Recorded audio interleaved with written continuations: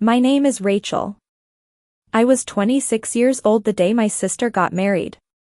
I wasn't there. Not because I was busy.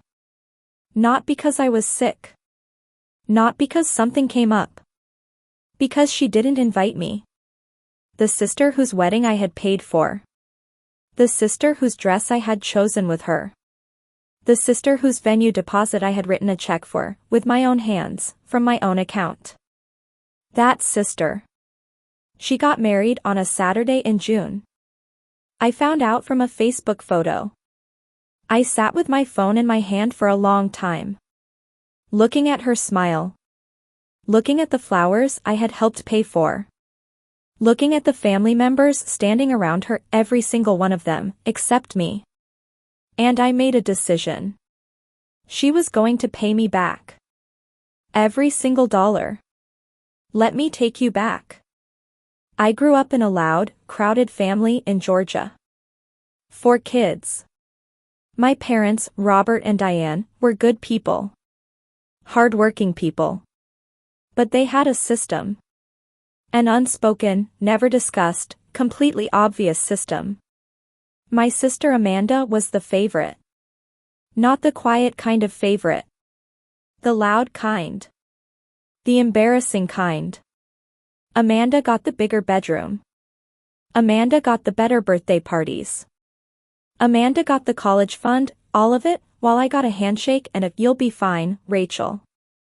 I was fine. That's the thing about being the overlooked child. You learn to be fine. You learn to handle things. You learn that no one is coming to save you, so you save yourself. I worked through college. Waitressing, tutoring, retail, whatever paid. I graduated debt-free through sheer stubbornness. I got a good job in accounting. I built a stable, quiet, honest life. Amanda, meanwhile, floated. She changed majors 3 times. She moved back home twice. She dated a series of men my parents described as finding himself types. Then she met Brandon. Brandon was fine. Decent enough. Worked in sales. Had a good smile. Amanda was convinced he was the one. My parents were thrilled. The wedding planning started immediately. Here is where I need to be honest with you. I wanted to be part of it. I know that sounds strange, given everything. But Amanda was still my sister. And somewhere inside me, the younger version of Rachel, the one who had spent years hoping things would be different, still believed that maybe this was the moment. Maybe a wedding would bring us closer. Maybe she would finally see me.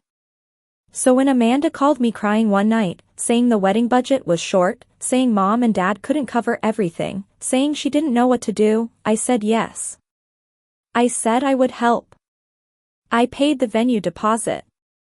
$3,800. I paid for the bridesmaid dresses, all 6 of them. $2,200.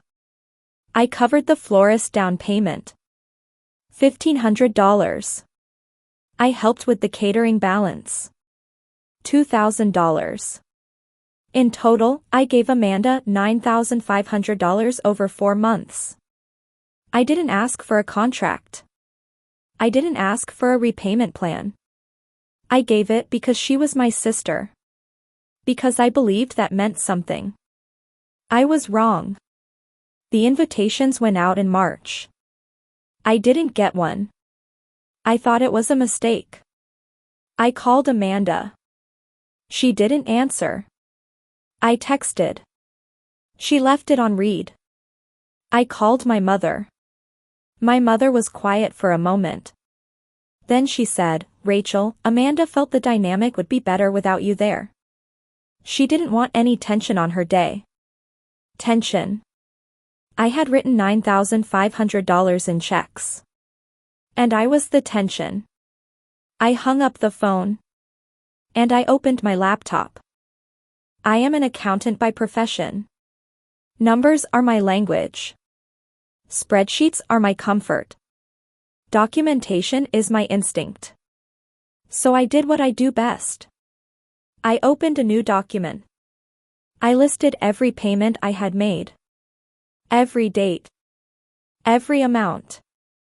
Every transaction reference number. I attached every bank statement. Every receipt.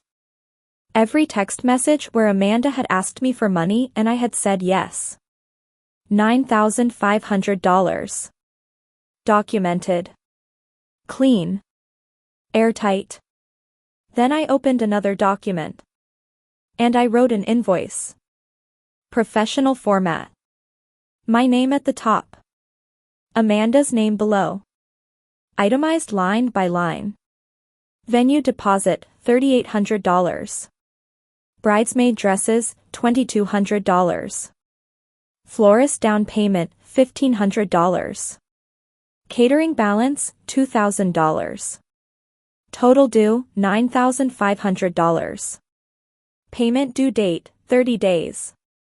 I added a late fee clause at the bottom.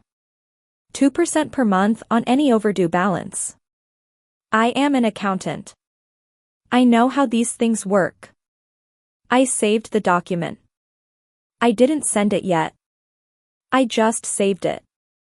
And I closed my laptop. And I went to bed. The wedding happened on a Saturday.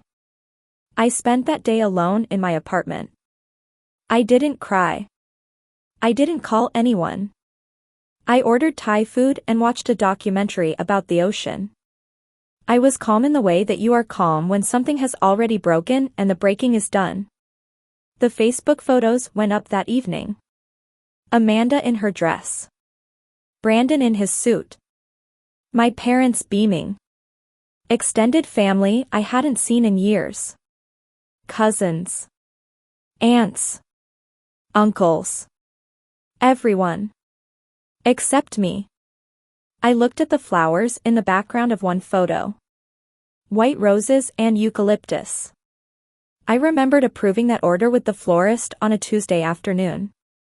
I remembered transferring the deposit from my account that same evening. I closed the app. I opened my laptop. I sent the invoice.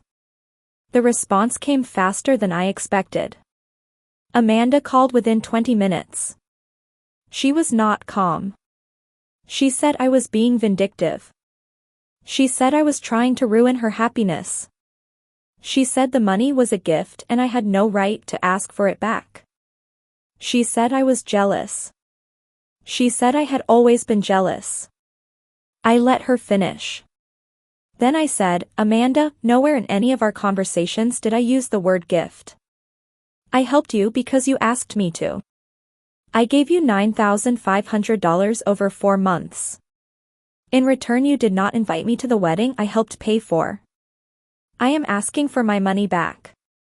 That is not vindictive. That is accounting. She said, You're my sister. You're supposed to support me. I said, I did support you. To the tune of $9,500. Now I need that support returned. She hung up. My mother called an hour later. Her voice was different from the call before the wedding. Before, she had been quiet. Careful.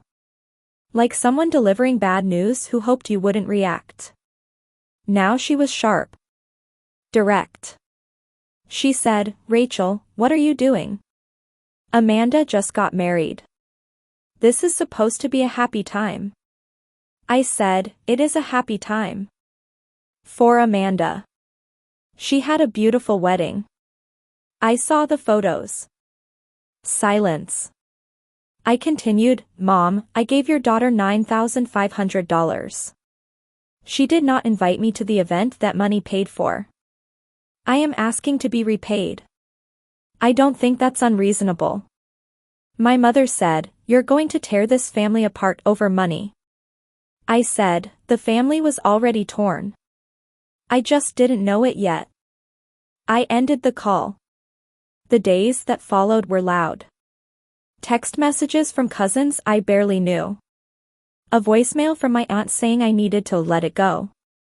A long message from my father saying that family doesn't keep score. I read every message. I responded to none of them. I just waited. 30 days passed. No payment. No response. No acknowledgement. The invoice sat unpaid. I sent a reminder. Professional. Polite. One line, this is a reminder that payment of $9,500 was due on date and remains outstanding. Please arrange payment at your earliest convenience.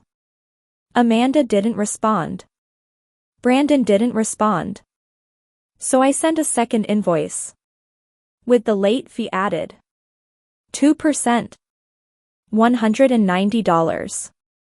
Total now due, $9,690. I documented everything. Every reminder. Every date. Every non-response. I kept the paper trail clean and complete. Because I am an accountant. And accountants know that documentation is everything. Meanwhile, the family noise continued. My mother called twice a week. Sometimes to guilt me. Sometimes to negotiate. Once to cry. I was kind. I was calm. I was unmovable. I said the same thing every time, Mom, I am not asking for anything unreasonable. I gave Amanda money. She did not hold up her end of the relationship. I want to be repaid. My mother said things like, she's newlywed. They're just starting out. They don't have that kind of money right now. I said, they had that kind of money when they needed a venue. And flowers. And bridesmaid dresses. Silence. Every time. Silence. My father called once. He is a quiet man. Not warm exactly, but not cruel either. Just someone who had always taken the path of least resistance in our family. Always smoothed things over. Always kept the peace. He said, Rachel, I know this is hard. But maybe it's time to let this go. For the family. I said, Dad, did you know she wasn't going to invite me? Before the wedding? Long pause. He said, Rachel. I said, Dad. Did you know? Another pause. He said, your mother and Amanda thought it was for the best. I said, thank you for being honest. I ended the call. So my parents had known. They had watched me write those checks. They had said nothing. They had let me pay for a wedding I was never going to attend. That was the moment everything shifted. This was no longer just about Amanda. I consulted a lawyer. Not because I wanted to sue my sister. But because I wanted to understand my options. The lawyer was a calm, efficient woman who reviewed my documentation in about 15 minutes. She said I had a strong case for small claims court. The text messages clearly showed Amanda requesting money. The bank records clearly showed the transfers. The amounts were documented and consistent. She said, you could file tomorrow if you wanted. I said, I know. I just want her to pay me back. She said, sometimes people need to understand the alternative before they make the right choice. I left her office with a very clear next step. I sent Amanda one final message. Not an invoice this time. Just a message. Short. Direct. No emotion. I said, Amanda, the outstanding balance is now $9,690 including late fees. I have consulted a lawyer. I have all documentation ready for small claims court filing. I am giving you 14 days to arrange payment in full before I proceed. I would prefer to resolve this privately. But I will resolve it. I sent it on a Tuesday morning. By Tuesday evening, Amanda had read it. By Wednesday morning, Brandon called me. Brandon's voice was careful. Measured. Like someone who had just realized the situation was more serious than he had been told. He said, Rachel, I think there's been a misunderstanding. I said, Brandon, I have bank statements, receipts, and text messages. There is no misunderstanding. He was quiet. I said, I gave your wife $9,500. She did not invite me to the wedding. I am asking to be repaid. That is the entire situation. He said, can we meet? Talk this through in person? I said, sure. Bring a checkbook. We met at a coffee shop on a Thursday afternoon. Amanda and Brandon sat across from me. Amanda looked different from the wedding photos. Tired. Smaller somehow. Like the version of herself she showed the world had been temporarily switched off. Brandon looked uncomfortable. Like a man who had just learned the full story and wasn't happy about it. I came with a folder. Printed documents. Bank statements. Receipts. Text messages. Invoice copies. Everything organized by date. Everything clean and clear. I placed the folder on the table. I didn't open it. I just let it sit there. Brandon spoke first. He said he hadn't known the full details of where the wedding money had come from. He said Amanda had told him her family had helped. He hadn't realized one person had contributed nearly $10,000. He said he was sorry. I looked at Amanda when he said that. She was looking at the table. I said, Amanda, I don't need Brandon to apologize. I need to hear from you. Long silence. She said, I didn't think you'd make it such a big deal. I said, you didn't invite me to the wedding I paid for. Which part of that did you think would not be a big deal? She didn't answer. I said, I gave you money because you were my sister and you needed help. I expected to be treated like a sister in return. That's not complicated. More silence. Brandon put his hand on the table and said, how do you want to handle this? I said, full repayment. $9,690 including late fees. I will accept a payment plan if needed, but I want it in writing with a notarized agreement. Brandon nodded. He said that was fair. Amanda said nothing. We signed an agreement 3 days later. A notarized repayment plan. Monthly installments over 12 months. Every payment documented. Every transfer tracked. Amanda signed it without looking at me. I signed it calmly. Folded my copy. Put it in my bag. And I walked out of that office feeling something I hadn't felt in a long time. Not happiness exactly. Not triumph. Just alignment. Like the world had briefly, quietly made sense. The family noise faded after that. My mother stopped calling twice a week. My aunt stopped sending messages. The cousins went silent. I think they realized I wasn't going to be moved. And people who want drama eventually lose interest when the other person refuses to perform.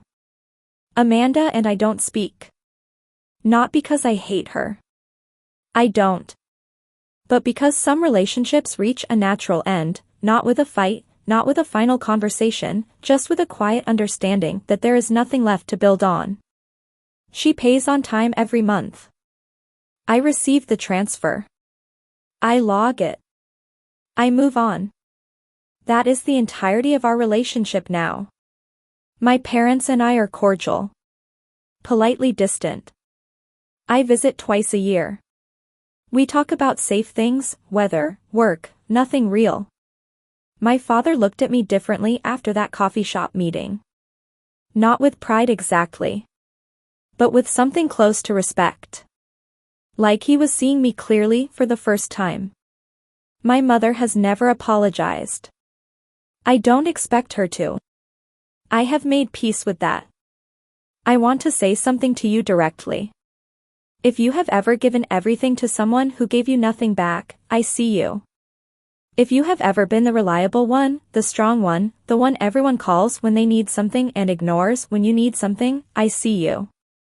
If you have ever been made to feel that asking for basic fairness makes you difficult, I see you. You are not difficult. You are not vindictive. You are not cruel. You are simply someone who finally decided that your kindness had a limit.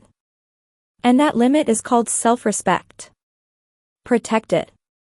Nobody else will do it for you. Take care of yourself. You have earned it.